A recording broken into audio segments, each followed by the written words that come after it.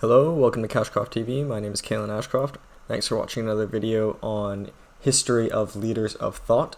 Today we will be doing Anaximander from ancient Greece and Mahavira from ancient India.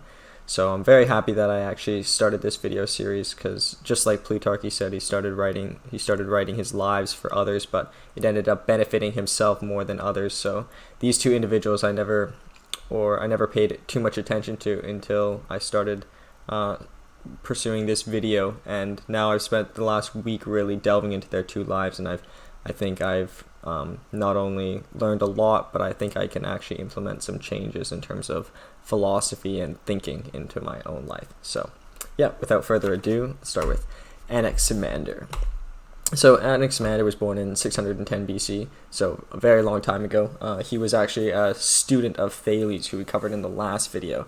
So he was the second leader of the Ionian school in Miletus. So similar to Thales, he was kind of a polymath in that he was successful in geometry, astronomy, philosophy. He was one of the first, or probably the first, to create a map of the world, which is obviously a huge achievement. And yeah, he was considered one of the first to actually put his works into writing. So this is, for this reason, unfortunately, although he put his works into writing, there weren't as many people writing about him, ironically. So unfortunately, some of his early life isn't really covered, but nonetheless, his discoveries are very well discovered and very well appreciated throughout philosophers and throughout our general ways of thinking. So to sort of start, I guess we'd start with maybe his physics and how that relates to Thales. So Thales was a monoist, and similarly Anaximander was also a monoist, but Thales believed that everything was sourced from water, whereas Anaximander was the first to believe that everything was sourced from a sort of infinity.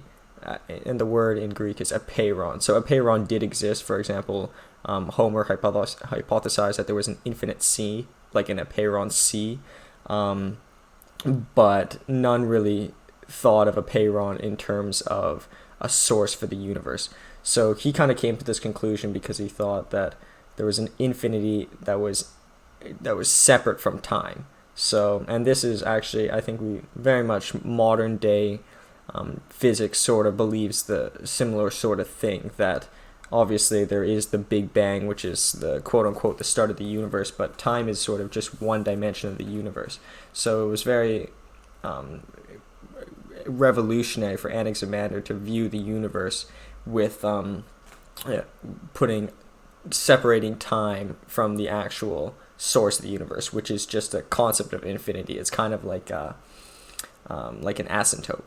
And from there, he believed that everything was, after this source of infinity, that everything is kind of in binaries. Everything's sort of a duality. So after this infinity, there's like hot and cold, there's wet and dry. And it's sort of almost like a precluding to thermodynamics. So everything, and even a lot of later philosophers started talking about, the four major elements: earth, air, water, and fire. But he thought even these, he took an even more further first principles stance. He believed that everything came from this infinity at a sort of binary point, this infinity, and from there everything sort of splits off. And I think that's very consistent with modern thermodynamics and modern physics. So, and from there, he believed like everything is sort of like an expression of this randomness nature. Me personally, I sort of agree with this. I think that everything sort of, like, for example, if you were to try to create artificial intelligence, I think it would just be or even our own intelligence. Everything sort of starts from a random node, and everything from there is random, and sort of as the complexity increases, you start seeing sort of anomalies or abstractions. So he believed in this, and he believed that also like everything would, so for example, everything would return back to the infinity. So he has this quote: "Whence things have their origin, thence also their destruction happens, according to necessity. For they give to each other justice and recompense for their injustice. to conformity with the ordinance of time. So in the long run, everything is sort of just like a flash of light, and then it returns back to its origin. So I think that's, and also another thing that when I was contrasting Laozi and Thales, is that Laozi probably had a larger or a longer lasting influence because he incorporated his work into art. So something Anaximander did that Thales didn't was he actually used poetry to express a lot of his ideas, which is, I think, just a fantastic thing to do, especially like if you really want to get your ideas long lasting, put it into art, put it into poetry, like Shakespeare, or particularly I think I'd use the example of Dostoevsky. Like Dostoevsky was I would say a psychologist and probably a philosopher as well, but he chose to express his ideas through literature, and I think for that reason it's a lot longer lasting than if he just wrote down in like sort of textbook format his ideas. So that was something that Anaximander did very well.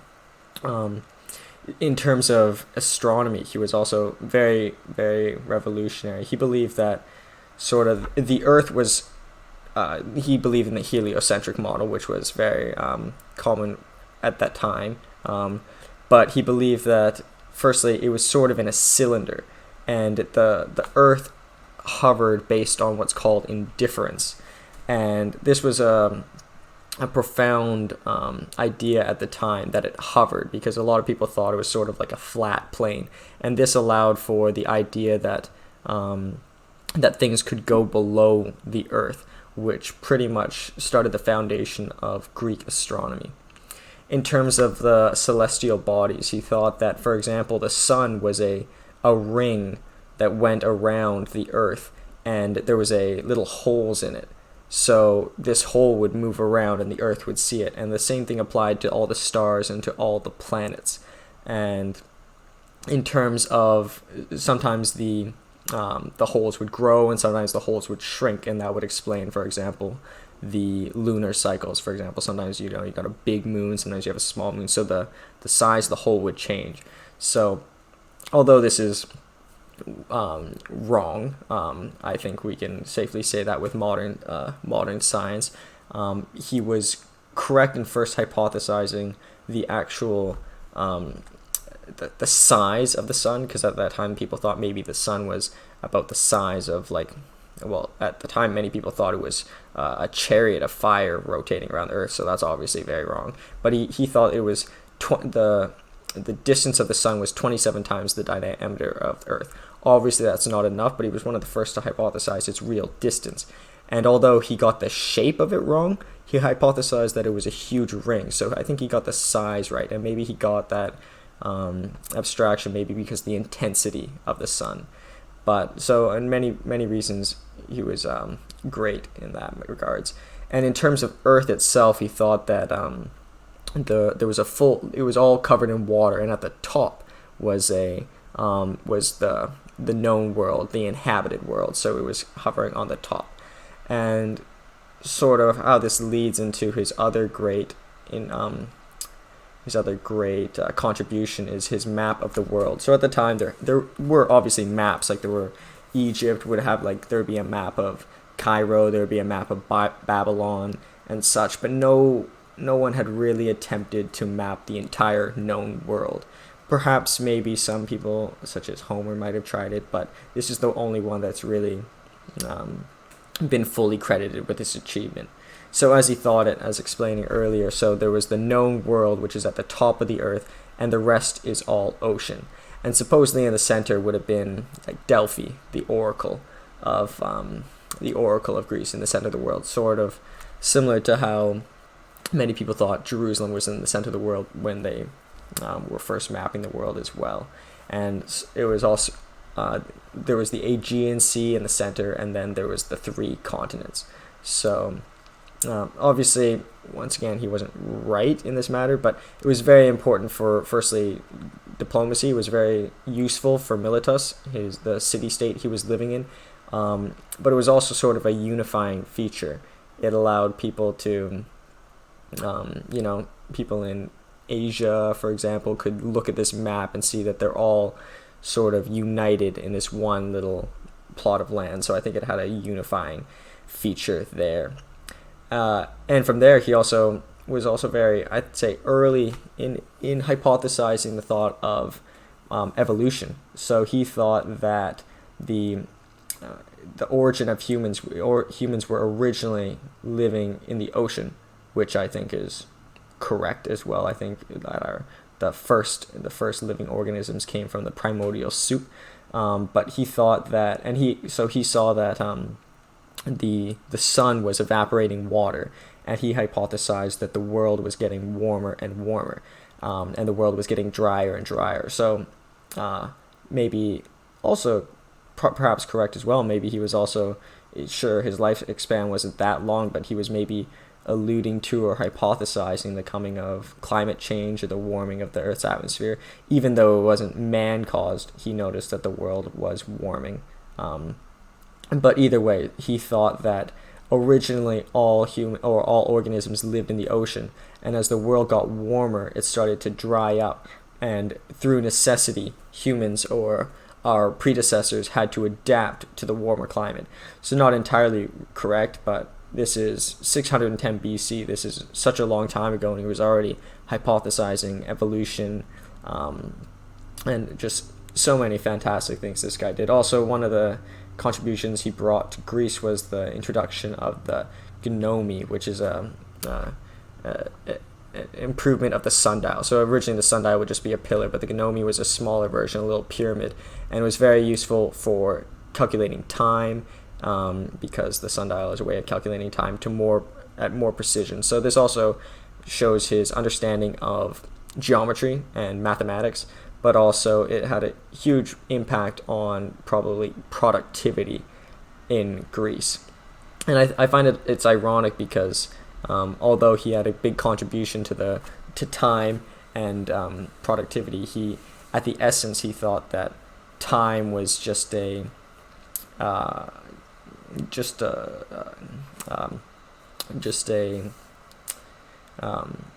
parameter that humans were subjected to. So once again, going back to his original philosophy, that the infinity is the source, the first principle, the monoism of the world, and then time is a sort of parameter on it.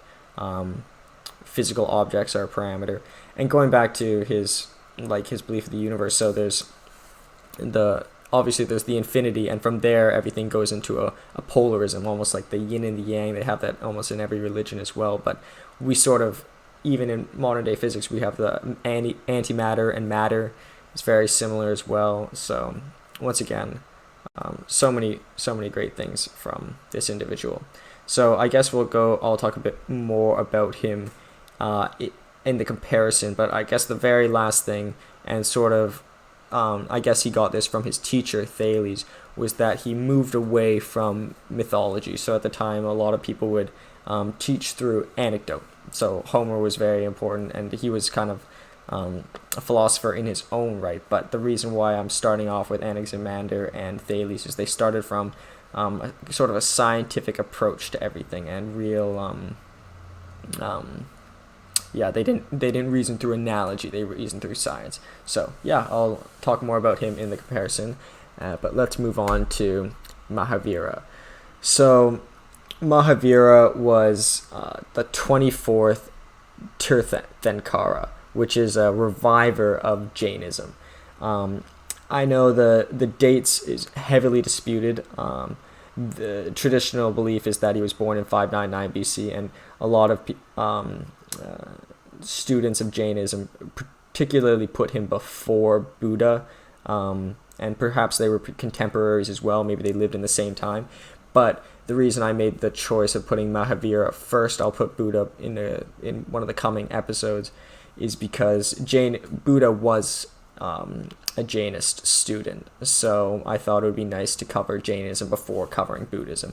And there are also distinct differences, which I will briefly cover in this video and the video on Buddha. So he, in terms of his physicality, it was believed he was absolutely massive. He was the shortest of the Tirthankara, so ironically, so he was the 24th, but he was apparently 7 kibits, which is 10 foot 5. So I think that's a little bit hard to believe, but once again, as those who go down in history, they sort of accumulate more and more fame and more myth gets credit to their name. And even to expand on this, one of the earlier ones was like 60 feet tall, and they were all like I don't know, they're sort of deities in that regards. But he was actually born a prince, so he was born very, very wealthy, and his original name was Vardam, and this means one who grows. So he was born in a very prosperous time for the kingdom, but he later changed his name to Mahavira, which means great hero. And so what happened was, at the age of 30, he left home and he went on this great spiritual journey where he would practice fasting and body mutilation. So by this, I couldn't get specific examples of what he did by body mutilation. Was it perhaps just tattooing, or was he actually like shaving his skin? It's hard to tell, but the point was that he was making sacrifices, and I guess it maybe at the end of the day didn't really matter, but he would not. But another contrast is they would care for their like cleanliness, so they would bathe a lot, but they would still mutilate their body. I guess you can think of that what you want, but I guess what they're ultimately trying to achieve is a sacrifice, and he practiced extensive fasting, and through this spiritual journey he came up with his 5 main principles, and I'll go through them now. So there's ahisma, which is non-violence and non-injury. So this is where one of the reasons it differs from Buddhism, and some of the reasons he gets criticism, is that they can't even, and this applies to thought. There's violent thoughts, there's violent actions, there's zero violence. So you have to be at absolute peace and have no sort of conflicts. Secondly, satya, I think that goes without saying, but that's not only truthfulness to others, but truthfulness to yourself. So if you're having like a injurious thought, even though you're not acting it, you have to be truthful that you're having that action, and then get rid of the action. There's asteya, which is non-stealing. I guess this one sort of goes without saying, but it's also even communal things. Don't accept anything that is not given to you. So, for example, if you take something from nature, I think that would be considered stealing as well. It's got to be given to you. So, and the fourth is brahmacharya, and that's chastity, and this implies avoiding indulgences. So, for most of them, unless they had a wife, they had to be abstain from sexual pleasures and sensual pleasures. So that would be eating very little, that would be fasting, and that would also be most of the time having no sexual intercourse. And then lastly, apargraha, which is non-attachment, and that's to physical objects. And I think it's kind of interesting that they're listed in this order, because I thought about this. This is kind of how he sort of started his spiritual journey. He kind of goes up the list, and that's why Gandhi considers him the greatest authority of ahisma, which is his rule number 1, non-violence and non-injury. So I guess he started off as a prince, and he gave up all of his riches, and then firstly, so he gave up his riches, then he gave up his pleasures. Obviously he was not having any intercourse, but he was obviously not eating, he was fasting out there, and then he extended that to non-stealing. So this kind of extends into his non-eating. He was not taking much from the environment. And then truthfulness, so he was really trying to seek the truth, and then that is non-violence and absolute peace with the world. So some critics say to him that through non-violence it could prevent one from saving the world. Sometimes violence might need to be invoked to save the world, but I think Mahavira would argue with that so he's an idealist. If everyone followed ahisma, there would be no need for violence in the first place. The only reason you would need to counter violence with violence, or an eye for an eye, it makes the whole world blind. So I think that is a weak criticism of Mahavira, at least. With this, I do want to discuss these logos here. So you might notice this is the swastika, and the swastika actually represents the seventh of the Tirthankara, but it's sort of a state of bliss. In other religions, it means different things. I think it means well-being in Buddhism, but it's now been associated with Nazism, and I think. Well, I find it kind of ironic because I think Hitler was an artist, but I don't think he was a very extensive reader. I doubt he even knew who Mahavira is. So I think it's a shame that it's been it can no longer be used. But I just want to explain that because it's up here, and this is the symbol for Jainism as a whole. So after he gets back from his great spiritual journey, he spends 12 years. So he leaves when he's 30. He spends 12 years sort of fasting and body mutilating, whatever that might mean. And then he reaches this state of nirvana. It's called Kavala Jnana, which is, so apparently he had been reincarnated. This was his 27th reincarnation. So previously he had been he had lived in hell, he had been a god, and he had been a lion. So that's part of his symbol. There's a lion beneath him. So if you're ever looking at Jainist statues, you could recognize him as the one with the lion below him, because he was one time reincarnated as a lion. But the objective of Jainism, or Kavala Jnana, which is essentially nirvana, is to end this infinite loop.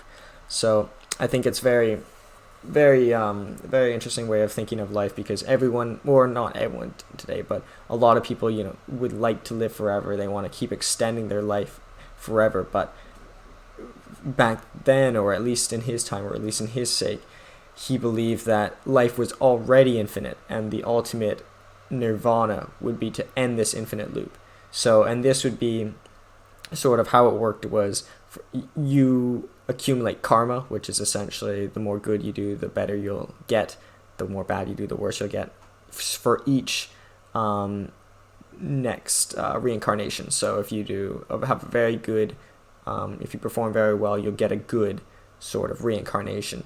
But the objective is to if you're so positive, if you have such good karma, you will reach this state of you'll end this infinite cycle. So I guess and I'll talk about this a bit with Anaximander, but if infinity exists, would not the only objective to be to end the infinity? I think is probably a rational conclusion, because he could spend infinite lives. He already spent time as a god, he spent time as a lion, which are obviously debatably good lives, but eventually, he had been reincarnated 27 times. He probably thought, it's time to end it. It's time to achieve the ultimate good.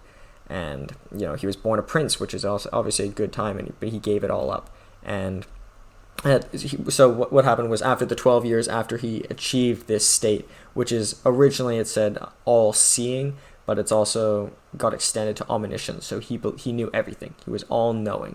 And then after that, he spent 30 years as a sort of head of his own sect of Jainism. That's why he's considered a reviver of Jainism. And he had 14,000 muni, which are male ascetic supporters. So these are his diehard individuals who are also fasting, and they're also doing supposed body mutilation. There were 36,000 nuns, Ayika, 159,000 stavaks, which are male supporters but not as extensive as his muni, and 318,000 stavikas, which are his female individuals. So it's interesting because obviously there were a lot more female supporters, over a magnitude of 2. Something that he believed in that some people disagree with, or a lot of people disagree with, is that only males could achieve this nirvana state. So he thought that a female would have to achieve good karma, being reincarnated as a man, and then achieve nirvana. So take what you will with that, but yeah, I guess for all the good and for all the good ideas he has, maybe not everything's believable, but you can take what you want with that.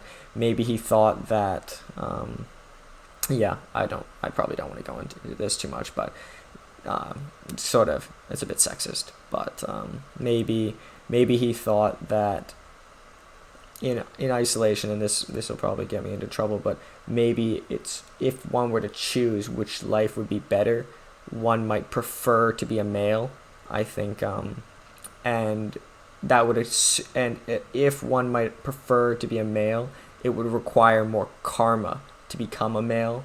So yeah, I don't know, but that was just one of the beliefs, and it's not all Jainism believed in this, but Mahavira did. So just to expand on that, but interestingly enough, he had way more female supporters, so maybe this is a testament to the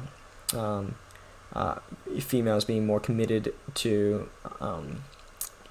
the religion and more capable of showing non-attachment and more capable of showing non-violence. So perhaps they are the more ethical or better sex in that regard. But yeah, I guess also fasting, he also had to give up all of his clothes as well. I just didn't include that. It's possible that his parents wanted him to marry this individual named Yashoda, and he might have had a daughter. It's interesting, and I think the whole chastity thing is kind of strange in that one cannot, or particularly, for example, non-attachment. If you are a landowner, you just couldn't be greedy or couldn't be attached to it. But if you don't have any land, you are not even allowed to pursue it. So it's sort of, I think, an unfair comparison between classes. But he thought the greatest good would be to give it up altogether. So, yeah, I suppose we'll move to the comparison. Oh, I guess one last. Yeah, I guess I can talk about it in the comparison. So, I guess in terms of similarities, is they both believed in like a sort of first principles stance. So, with that, Anaximander believed the first principle was that infinity was the source of everything, and from Mahavira, the first principle was that non-violence is the first principle. In terms of other similarities, is they both had a profound conceptualization of infinity. Anaximander saw infinity as something even abstract of time, which I think is so hard to fathom. Like, yeah, it's almost impossible to do so. Whereas Mahavira also saw an infinity in terms of reincarnation, and his objective was to ultimately break this infinity. They also believed in, and I didn't mention this about Anaximander, and this might actually be one of the most profound things about him, was that he believed in multiple worlds. So, and I think that comes back also to his belief in infinity. But Mahavira also believed in multiple worlds as well. And so, as mentioned earlier, he got once reincarnated as a god. So there are multiple worlds that one can live in. And I guess lastly, in terms of similarities, is that they both were very foundational. Although Mahavira was the 24th Tirthankara, so it wasn't as early in Jainism, it was very foundational in terms of Buddhism. Buddhism was a sort of spin-off of Jainism. Buddha was a Jainist, so I think that's obviously very foundational in that regards. And Anaximander was very foundational in terms of geography, in terms of geometry, in terms of philosophy, in terms of physics. So both very foundational. And I think this is also must be noted. These guys are this is so long ago. These are ideas that we might take for granted today, like the concept of infinity, but to think something that profound back then, it's amazing. It's absolutely amazing. In terms of the differences, I think Mahavira, in terms of gods, Mahavira definitely believed in gods. He believed that he himself could have been reincarnated as a god, whereas Anaximander, for his time, was rather non-religious. Like he didn't think the sun was a chariot of fire in the world. He thought it was actually like physical celestial body. So very different in that regards. And he didn't teach through anecdotes. He didn't didn't describe things through stories, but he told things directly. So different in that regards. And I think lastly, Anaximander was obviously very descriptive. He described the world, whereas Mahavira was actually both descriptive and instructive. So although Anaximander described the world and to precision that even later individuals didn't even get, like people after him went back to the foundations of the world being earth, air, wind, fire, and water. Like they moved away from his beliefs. So obviously very powerful, but he was not instructive. So it didn't really, although you might believe that the world comes from infinity, how does this influence your life, or how can this cause you to make changes? It really doesn't. Whereas Mahavira told what he believed in the world, where it might have been quite less accurate, a lot more mythological, but he actually gave an instructions of how one might live their lives, which is equally as meritorious. So yeah, that is Anaximander and Mahavira. I hope you enjoyed this video, and I hope you watch the next one, the preceding one, and perhaps even some of my other series. Thanks so much. Bye.